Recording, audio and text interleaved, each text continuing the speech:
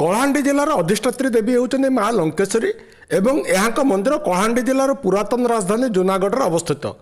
माँ लंकेश्वरी होउछन्ती पद्मासना चतुर्भुजा और अभय वरदा युक्ता।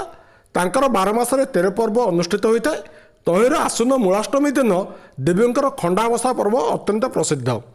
माँकर खड्ग होउछि शक्ति और शौर्यर प्रतीक। यही उत्सव मुख्य पुरोधा होउछन्ती कलाहांडीर महाराज।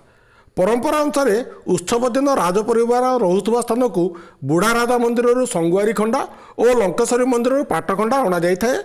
सेठारे खंडा को मार्जना करा जाय विविध वाद्य और शोभायात्रा नहीं देवी पार्श्व चाउल उपर खंडा को उपवेशन करा जाय थाए।